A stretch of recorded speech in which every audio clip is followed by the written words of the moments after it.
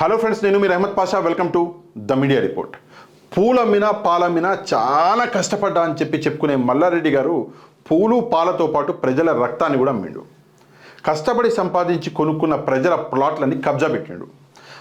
ఎవరో BRS MLA కబ్జా పెడితే నేను ఊకుంటానా అని చెప్పేసి కాంగ్రెస్ ఎమ్మెల్యే, మంచిర్యాల ఎమ్మెల్యే ప్రేమ్ సాగర్ గారు కూడా మన మల్లారెడ్డి వెనకానే నడిచాడు.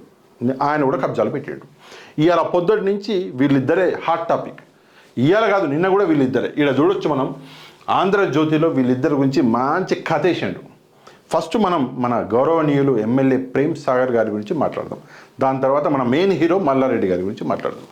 ప్రేమ్ సాగర్ గారు ఏం చేశారంటే ఇక్కడ మనం చూడవచ్చు, కాప్రా దగ్గర కబ్జా పెట్టిండంట. కబ్జా పెడితే అక్కడ ఎవరైతే కబ్జాకి గురయ్యారో వాళ్ళందరూ ఏం చేశారు, ప్రజావాణికి వచ్చారు. ముఖ్యమంత్రి గారికి కంప్లైంట్ ఇవ్వడానికి వచ్చారు. వస్తే ఏం చేశారు అంటే ఒక పెద్ద బ్యానర్ కట్టుకొచ్చారు. ఇప్పుడు ఇందులో నవ్వాల్సిన విషయం ఒకటి ఉంది. ఏంటో అది మీకు చెప్తా. ఈ బ్యానర్లో క్లియర్గా రాశారు ఏమని అంటే, గౌరవనీయ ముఖ్యమంత్రి గారు విజ్ఞప్తి, భూ కబ్జాదారుడు మంచిర్యాల కాంగ్రెస్ ఎమ్మెల్యే కొక్కిరాల ప్రేమ్ సాగర్ రావు నుంచి మాకు, మా ఇండ్లకి, మా భూములకి రక్షణ కల్పించండి అని చెప్పేసి ఒక పెద్ద బ్యానర్ రాసుకొచ్చారు. ఇప్పుడు నవ్వొచ్చే విషయం ఏంటంటే, ఈయన కాంగ్రెస్ ఎమ్మెల్యే, పాప రేవంత్ రెడ్డి గారు కాంగ్రెస్ పార్టీ, ఆయన ముఖ్యమంత్రి.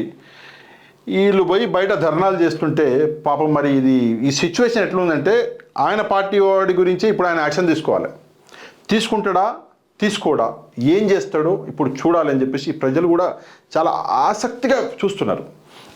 ఇక్కడ మనం చూసుకున్నట్లయితే కొంచెం డీటెయిల్కి వెళ్తే, కాప్రా పరిధిలో వంపుగూడలో సుమారు 500 ప్లాట్లు యజమానులు మంచిర్యాల ఎమ్మెల్యే ప్రేమ్ సాగర్ ఇబ్బందులకు గురి చేస్తున్నాడని, రౌడీలను పెట్టి బెదిరిస్తున్నాడని బాధితులు ప్రజావాణికి ఫిర్యాదు చేయడంతో పాటు ప్రజావాణి వద్ద ఆందోళన జరిపారు.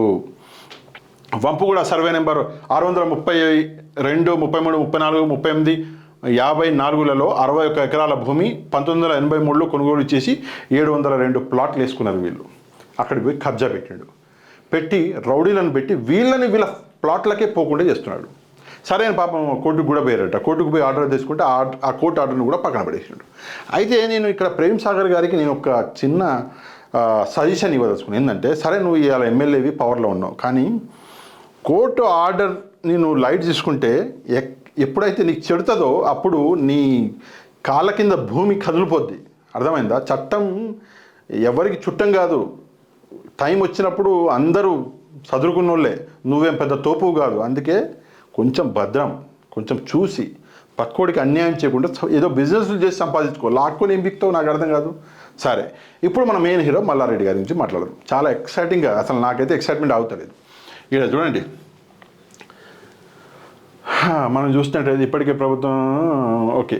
మరోవైపు మాజీ మంత్రి, ప్రస్తుత ఎమ్మెల్యే మల్లారెడ్డి పైన ఇటీవల ఫిర్యాదులు వచ్చాయి. ఏంటి ఫిర్యాదు కాదు, ఫిర్యాదులు వచ్చాయి. ఎందుకంటే మనోడు తగ్గేది లేదు అంటాడు కదా. ఇక్కడ చూసుకుంటే గుండ్ల పోచంపల్లిలో తమ భూములని, ప్లాట్లని మల్లారెడ్డి తమ గత ప్రభుత్వం అండతో దౌర్జన్యంగా ఆక్రమించడంతో పాటు మిగిలిన ప్లాట్ల యజమానులను తీవ్రంగా ఇబ్బందులకు గురి చేస్తున్నాడని గుండ్ల పోచారంపల్లి గ్రామానికి చెందిన మల్లికార్జున సాగర్ హౌసింగ్ సొసైటీ ప్రతినిధులు ప్రజావాణిలో ఫిర్యాదు చేశారు.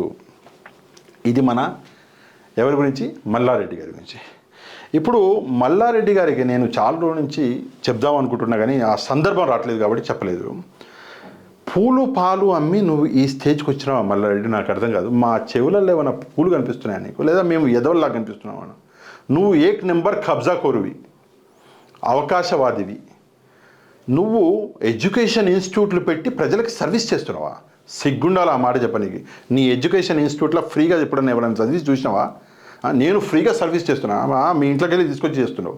ఆ గవర్నమెంట్ స్కీములు ఏవైతే ఉన్నాయో ఆ స్కీములల్లో వాళ్ళకు గవర్నమెంట్ ఇచ్చే డబ్బులను కూడా ఫ్రీగా అని చెప్పుకునే దుస్థితికి జారినాం అంటే నీ అంత. ఇక నేను చెప్పినా కదా, నాకు తిట్లు కరెక్ట్ రావు. ఏమన్నా 10-15 తిట్లు పెట్టండి మల్లారెడ్డి గారికి, మల్లారెడ్డికి సూట్ అయ్యే తిట్లు పెట్టండి. ఎందుకంటే నేను కూడా నేర్చుకుంటా. ఏం స్కాలర్షిప్లు, గవర్నమెంట్ ఇచ్చే స్కాలర్షిప్లని నీ సర్వీస్ అని చెప్పేసి వాడుకుంటావా? సిగ్గుండాలి నీకు. ఎప్పుడన్నా ఫ్రీగా ఒక స్టూడెంట్ అన్న చదివించినవా?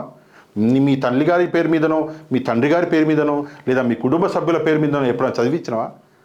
నువ్వు సర్వీస్ గురించి మాకు చెప్పుకోవడం. అయినా మనం ఏమంటారు, చెప్పులు లేకుండా రోడ్ల మీద తిరిగినోడివి నువ్వు ఈరోజు కోటీశ్వరుడైనవా? రాబోయే రోజులు చాలా స్ట్రాంగ్గా ఉంటాయి మల్లారెడ్డి. అయితే కాంగ్రెస్కి జంప్ అవుతావు, నువ్వు అవ్వలేదు అనుకో మళ్ళీ అదే రోడ్డు మీదకి వస్తావు. ఈ రెండు విషయాలు జరుగుతాయి, మాకు తెలుసు. ఎప్పుడూ జంప్ అయ్యే క్యాండిడేట్లలో ఫస్ట్ ఉన్నది నువ్వే, మా అందరికి తెలుసు. కాకపోతే ఆ టైం ఎప్పుడు వస్తుందో అని చూస్తున్నా. రేవంత్ రెడ్డిని తొడలు కొట్టినావు. నాకు ఆ వీడియో నేనైతే ఆ వీడియో సేవ్ చేసి ఇంట్లో పెట్టుకున్నా నా ఐప్యాడ్లో. ఎప్పుడైతే నాకు బోర్ కొడితే ఆ వీడియో నేను ప్లే చేసి చూసుకుంటా. ఫస్ట్ బ్రహ్మానందం వీడియోస్ చూసేటోడి. కొంచెం బ్రహ్మానందం గారు ఇప్పుడు కొంచెం చూసి చాలా సంవత్సరాలు నేను చూస్తున్నాం కదా, కొంచెం బోర్ కొడుతున్నారు. నీ వీడియో చూస్తున్నా, కరెక్ట్గా ఉన్నావు. అర్థమైందా? బ్యాడ్ టైం స్టార్ట్ అయింది నీకు.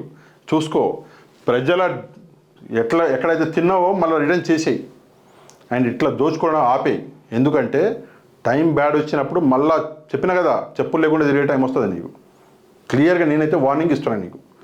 చెడు చేస్తే నీకు మిగిలేది చెడే. మంచిగా నీతిగా బతుకు. నలుగురికి పనికి వస్తే పనికి రాకపోతే వదిలే, నీ బతుకు నువ్వు బతుకు. అంతేగాని ఆడిని మోసం చేస్తా, ఈయన్ని మోసం చేస్తా, ఆడిని భూములు కబ్జా చేస్తా, వీళ్ళ భూములు కబ్జా చేస్తా అంటే తేరా కూర్చున్నారు. సరే, ఎన్ని రోజులు నీ గవర్నమెంట్ ఉన్నది, నువ్వేం బీకినా కూడా పట్టించుకోలే కేసీఆర్. సరే, తిన్ని మావాడేలా అన్నాడు. ఇక్కడ ఇప్పుడు లేదు కదా. నువ్వు ఇంకో విషయం ఏంటంటే, అసలు నువ్వు కాంగ్రెస్కి రాగలవా? రాలేవు. ఎందుకంటే తొలలు కొట్టినావుగా, ఊగుంటాడా? కాంగ్రెస్కి వస్తే నిన్ను నేల నాకిచ్చేస్తాడు రేవంత్ రెడ్డి. అది కూడా ఒక క్లారిటీ ఉంది. దీని గురించి మీరేమనుకుంటున్నారో తప్పకుండా కమెంట్ చేయండి. ఎందుకంటే ఇట్లాంటి కబ్జాకోర్ల గురించి ఏదో ఒకటి అనాలి కదా, మీరు కూడా అనాలి. తప్పకుండా కమెంట్ చేయండి. ఛానల్ని సబ్స్క్రైబ్ చేసుకోండి. చేసుకున్న తర్వాత తప్పకుండా బెల్ ఐకాన్ని ప్రెస్ చేయండి. లైక్ చేయండి, షేర్ చేయండి. నెక్స్ట్ వీడియోలో మళ్ళీ కలుద్దాం. అంతవరకు థ్యాంక్ యూ వెరీ మచ్. జై హింద్.